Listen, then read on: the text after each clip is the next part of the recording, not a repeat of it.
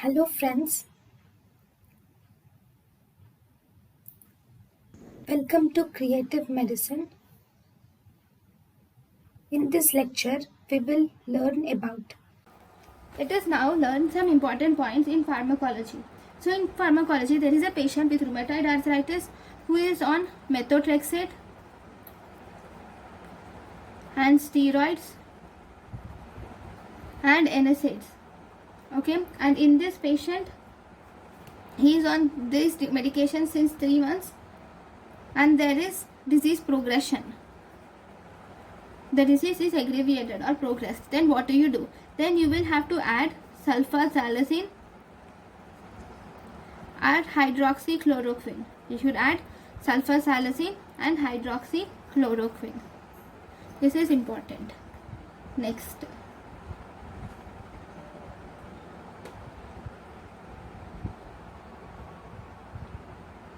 Now, one important drugs is what are the lists of drugs. Okay, we will see some important list of drugs for today. So what is the important nephrotoxic anti-cancer drug? That is, what is the anti-cancer drug causing acute tubular necrosis? Okay, what are the drugs which cause acute tubular necrosis, preferably anti-cancer drug? Okay, so cisplatin, ifosfamide, pentostatin, mitramycin, imatinib, pemetrexed, diazepam. So these are the different drugs which cause acute tubular necrosis. Then what are the drugs which cause thrombotic microangiopathy? What are the drugs which cause thrombotic microangiopathy? Thrombotic microangiopathy is caused by bevacizumab, tyrosine kinase inhibitors, gemcitabine. It is caused by bevacizumab, tyrosine kinase inhibitors, gemcitabine, cisplatin and mitomycin C. Okay, what are the drugs which cause Fanconi syndrome? The anti-cancer drugs which cause Fanconi syndrome include cisplatin, imatinib, ifosfamide, azacitidine, pemetrexed, which is nothing but methotrexate, and diazepam. Then what are the drugs which cause nephrogenic diabetes insipidus? Nephrogenic diabetes insipidus is caused by cisplatin, pemetrexed, ifosfamide. Okay, then what are the drugs which cause interstitial nephritis? Which drugs will cause interstitial nephritis?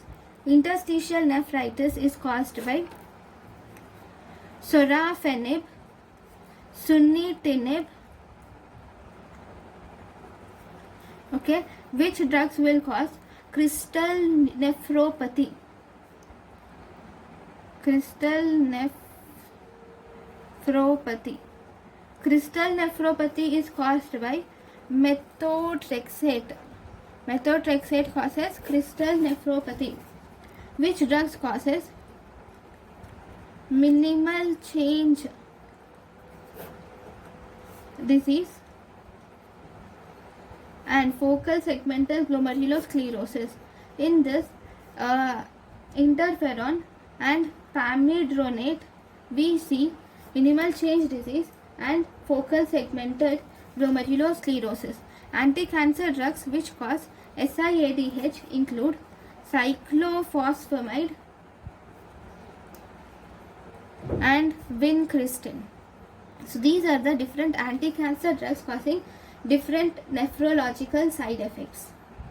Now, what are the drugs which causes painful on injection? Drugs which are painful on injection include, we have ketamine. Actually, ketamine is not painful. Propofol, etomidate, and methotrexate, hexitone. Propofol, etomidate, and methotrexate are painful on injection.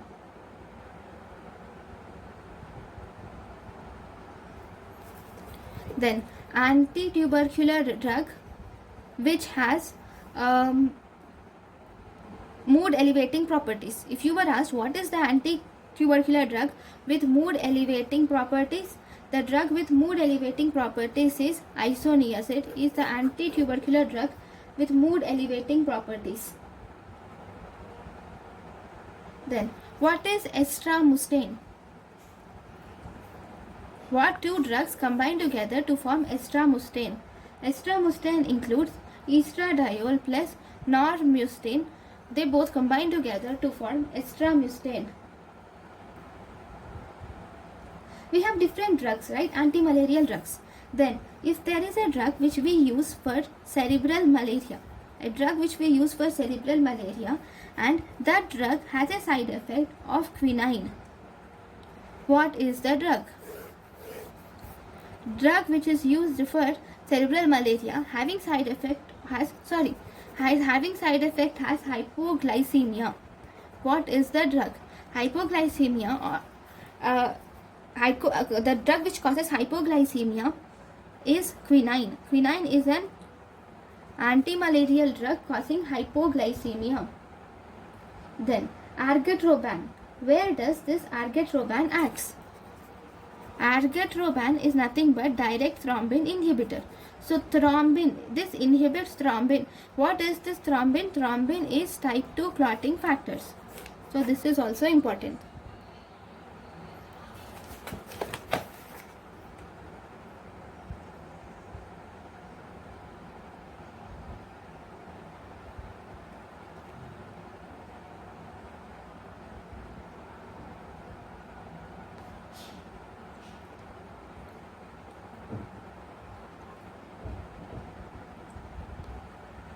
Okay, now what are the ECG changes with digitalis? If a person has used digitalis, what are the ECG changes? Digitalis ECG changes can be divided into two types. One, we have those changes which occur at the therapeutic level, and second, we have those changes which occur in the toxic level. At the therapeutic level, there is PR interval prolongation. Okay, we have prolongation of PR interval. We have scooping of ST segment, and this is also called as dig sag or digitalis wave. Okay, there is QT shortening. There is decreased T wave amplitude or T wave inversion. Okay, these are seen at therapeutic level. Then at toxic level, we have PR prolongation, T wave inversion. We have ST segment depression. We have PR prolongation, T wave inversion, ST segment depression, and we have QT further shortens. Okay, these are the same things, but in toxic level we have prolongation of those symptoms in therapeutic level.